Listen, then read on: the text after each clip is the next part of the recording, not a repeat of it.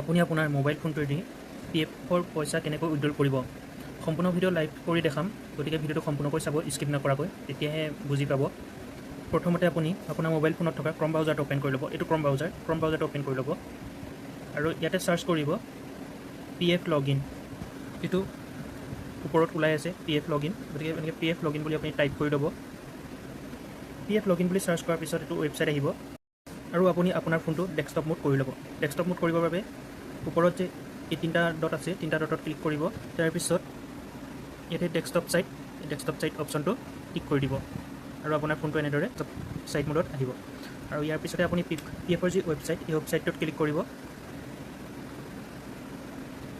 ৱেবছাইটটোত click কৰিলে আপোনাৰ পেজটো এনেদৰে লোডিং হ'ব এনেদৰে আহিব পেজটো এনেদৰে জুম কৰি ল'ব জুম কৰি লোৱাৰ পিছত online claim member account transfer এইটো অপশ্যনত ক্লিক কৰিব আৰু আপোনাৰ পেজটো এনেদৰে লোডিং হ'ব ইয়াৰ পিছতে আপুনি এইটো অ'কেও কৰি দিব পাৰে নহ'লে ওপৰৰ যিটো পুৰণ চিন আছে পুৰণ চিনটো এটি কাটি দিব পাৰে ইয়াৰ পিছতে এইটো পেজটো আৰু অলপ জুম কৰি ল'ব হাতে এনেদৰে দিলে আপোনাৰ পেজটো জুম হৈ আহিব আৰু অলপ যিমানটো আপোনাৰ চাইজত লাগে যিমানটো চাইজত লাগে আপুনি সিমানটো চাইজত জুম কৰি ল'ব হাতে এনেকৈ জুম আউট জুম ইন কৰিব পাৰিব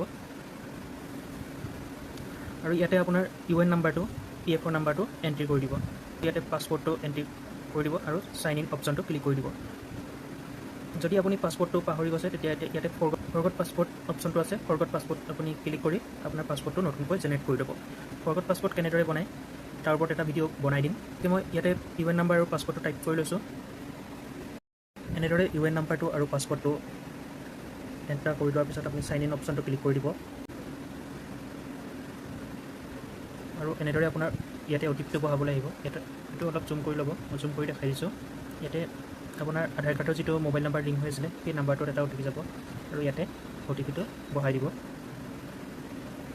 ইয়াতে মই OTP-টো বহাই লৈছোঁ এনেদৰে OTP-টো বহোৱাৰ পিছত ছাবমিট অপশ্যনটো ক্লিক কৰি দিব আৰু আপোনাৰ পেজটো এনেদৰে অলপ সময় লোডিং হ'ব লোডিং হোৱাৰ পিছত ইয়াতে আহিছে আগৰ যিটো পাছৱৰ্ড আছিলে সেই পাছৱৰ্ডটো বহুত দিন হৈছে বনোৱা গতিকে আকৌ এতিয়া নতুন এটা পাছৱৰ্ড বনাব আহিছে ইয়াতে এই অপশ্যনটো চকু আইকন এটা আপুনি আনলক কৰি দিব আনলক কৰি দিলে আপুনি ইয়াতে পাছৱৰ্ডটো কি লিখিছে দেখা পাই থাকিব গতিকে মই পাছৱৰ্ডটো ইয়াতে ওপৰতে অল্ড পাছৱৰ্ডত আপুনি আগৰ যিটো পুৰণা পাছৱৰ্ড আছিলে সেই পাছৱৰ্ডটো লিখিব আৰু নিউ পাছৱৰ্ডত আপুনি নতুন এটা পাছৱৰ্ড বনাব কনফাৰ্ম নিউ পাছৱৰ্ড অপশ্যনটোত আপুনি এই নিউ পাছৱৰ্ডত যিটো পাছৱৰ্ড লিখিছে কনফাৰ্ম নিউ পাছৱৰ্ডত আপুনি সেই একেটা পাছৱৰ্ডে লিখি দিব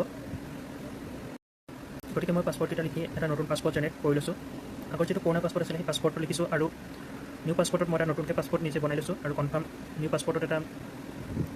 নিউ পাছৱৰ্ডত যিটো নিউ পাছৱৰ্ডত যিটো পাছৱৰ্ড লিখিছোঁ এই একেটা পাছৱৰ্ডে ইয়াতো লিখিব লাগিব কনফাৰ্ম নিউ পাছৱৰ্ডত ছেম ৱৰ্ড হ'ব লাগিব যদি এটা ৱৰ্ডো ভুল হয় তেতিয়াও আপোনাৰ পাছৱৰ্ডটো কনফাৰ্ম নহ'ব পাছৱৰ্ডটো লিখাৰ পিছত ইয়াতে এইটো যিটো টিক আছে ঘৰটো টিক মাৰ্ক কৰি দিব গেট আধাৰ OTP অপশ্যনটো ক্লিক কৰি দিব তেতিয়া আপোনাৰ আধাৰ কাৰ্ডত যিটো মোবাইল নাম্বাৰ লিংক হৈ আছে নাম্বাৰটোত এটা OTP যাব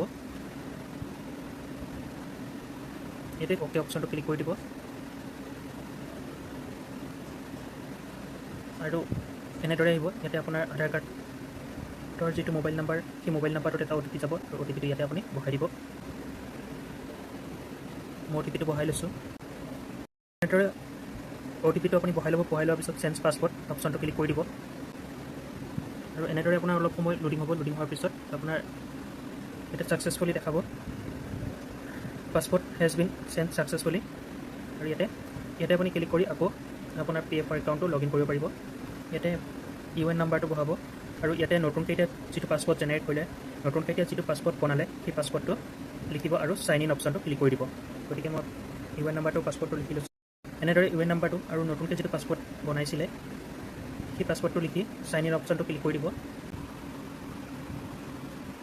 ইয়াৰ পিছত আপোনাৰ এনেদৰে আকৌ ছেম প্ৰচেছত OTP আহিব OTP এটা বহাব আহিব গতিকে আপোনাৰ আধাৰ কাৰ্ডৰ যিটো মোবাইল নাম্বাৰ সেই মোবাইল নাম্বাৰত OTP যাব OTP-টো বহাই দিব আৰু ছাবমিট অপশ্যনটো ক্লিক কৰিব মই OTP-টো বহাই লৈছোঁ আৰু এনেদৰে আপোনাৰ পেজটো লোডিং হৈ আহিব এই নমিনেশ্যনৰ এটা ন'টিছ আহি আছে গতিকে একো কৰিব নালাগে সেই অপশ্যনটো ক্লিক কৰি দিব আপোনাৰ একাউণ্টটো এনেদৰে খোল খাব ওপৰত যি তিনিটা লাইন আছে তিনিটা লাইনত ক্লিক কৰিব তিনিটা লাইনত ক্লিক কৰাৰ পিছত এইটো হোম আছে ভিউ আছে আৰু মেনেজ আছে একাউণ্ট আছে অনলাইন ছাৰ্ভিচ আছে হোম স্ক্ৰীনটো এইটোৱে ওলাব এইটো প্ৰথম যিটো ওলাইছে এইটো স্ক্ৰীনে ওলাব ভিউত ক্লিক কৰিব ভিউত ক্লিক কৰিলে আপুনি profile service history UN card পাছবুকৰ বেলেঞ্চ পাছবুকৰ এইটো নতুন আপডেট আহিছে পাছবুক পাছবুকৰ বেলেঞ্চ চেক কৰিব পাৰিব এই পাছবুক অপশ্যনটোত ক্লিক কৰি। ইয়াতে একাউণ্ট মেনেজ অপশ্যনটোত ক্লিক কৰি ইয়াতে আপুনি নমিনেশ্যন আৰু যদি আপুনি এক্সিট মাৰিব বিচাৰে গতিকে এক্সিট মাৰিব পাৰিব। এইখিনি গোটেইখিনি অপশ্যন আছে।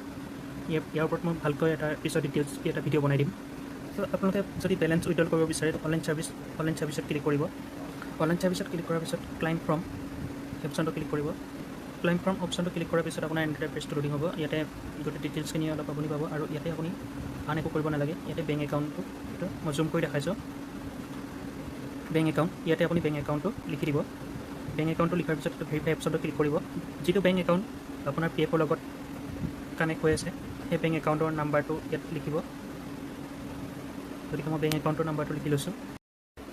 এনেদৰে বেংকৰ একাউণ্টটো এড কৰাৰ পিছত ভেৰিফাই অপশ্যনটো ক্লিক কৰি দিব আৰু এইটো য়েছ কৰি দিব। টিক মাৰ্ক কৰি আহিলে ইয়াৰ পিছত তললৈ যাব। তললৈ গৈ আপুনি এইটো process online claim for online claim এই অপশ্যনটো ক্লিক কৰিব। এই অপশ্যনটো ক্লিক কৰাৰ পিছত আপোনাৰ ইয়াতে ওপৰত অলপ ডিটেইলছখিনি আহিব। ইউএন নাম্বাৰটো মোবাইল নাম্বাৰ ইউএন নাম্বাৰ নামটো আহিব আৰু ইয়াতে আপুনি চিলেক্ট ক্লাইম অপশ্যন এইটো ক্লিক কৰিব। PF এডভান্স উইথড্ৰল ফৰ্ম এই অপশ্যনটো ক্লিক কৰিব আৰু ইয়াতে তলৰ যিখন চাৰ্ট আহিছে সেই চাৰ্টখন ফিল আপ কৰিব। চাৰ্টখন প্ৰথম চিলেক্ট ছাৰ্ভিচটো আহিব। যিটো PF ID আপোনাৰ ছাৰ্ভিচ প্ৰভাইড কৰি আছে সেই PFৰ আইডিটো চিলেক্ট কৰিব আহিব। ইয়াতে আপোনাৰ ৰিজনটো লিখিব কিহৰ কাৰণে আপুনি PFখিনি উইথড্ৰল কৰিব বিচাৰে। ইয়াতে বহুতকেইটা ৰিজন আছে। ৰিজনকেইটা আপুনি লিখিব পাৰে। পাৱাৰ কাট, মেৰেজ, এডুকেশ্যন, এনেদৰে বহুতকেইটা ৰিজন আছে আৰু মই এটা ৰিজন বাছি লৈছোঁ। আৰু আপুনি ইয়াতে কিমান উইথড্ৰল কৰিব PFৰ যিমানখিনি আপুনি উইথড্ৰল কৰিব বিচাৰে যিমানটো এমাউণ্ট আপুনি উইথড্ৰল কৰিব এমাউণ্টটো ইয়াতে টাইপ কৰিব আৰু ইয়াতে এড্ৰেছটো লিখি দিব। ইয়াতে আপোনাৰ বেংকৰ একাউণ্টত যেনেদৰে এড্ৰেছটো আছে সেনেদৰে আপুনি ইয়াতে এড্ৰেছটো লিখি দিব। গাঁওখন, ডাকঘৰ, ডাকঘৰ আৰু পুলিচ ষ্টেচন ইয়াতে এই দুটা ঘৰত আপুনি মিলাই লিখি দিব। আপুনি যোনখন ষ্টেটৰ হয় ষ্টেটখন চিলেক্ট কৰি ল'ব। ইয়াতে গোটেই ডিষ্ট্ৰিক্টখিনি কি আছে ইয়াতে ডিষ্ট্ৰিক্টখিনি আপুনি চিলেক্ট কৰি ল'ব। ষ্টেট ডিষ্ট্ৰিক্টখন চিলেক্ট কৰাৰ পিছত ইয়াতে আপুনি পিন নাম্বাৰটো বহাবলৈ আহিব। ইয়াতে পিন নাম্বাৰটো বহাব। এনেদৰে এড্ৰেছখিনি বহাই ল'ব। আপোনাৰ এমাউণ্টটো বহাই ল'ব। বহাই লোৱাৰ পিছত গেট OTP আধাৰ অপশ্যনটো ক্লিক কৰি দিব। অলপ সময় লোডিং হ'ব। অলপ সময় লোডিং হোৱাৰ পিছত আপোনাৰ এনেদৰে OTP এটা যাব। আধাৰ কাৰ্ডৰ যিটো মোবাইল নাম্বাৰ সেই মোবাইল নাম্বাৰতে OTP এটা যাব। OTPটো ইয়াতে বহাই দিব। এনেদৰে OTPটো এণ্টাৰ কৰি ল'ব। এণ্টাৰ কৰি লোৱাৰ পিছত ভেলিডেট OTP যিটো অপশ্যন আছে সেইটো অপশ্যনটো ক্লিক কৰি দিব আৰু এনেদৰে অলপ সময় লোডিং হোৱাৰ পিছত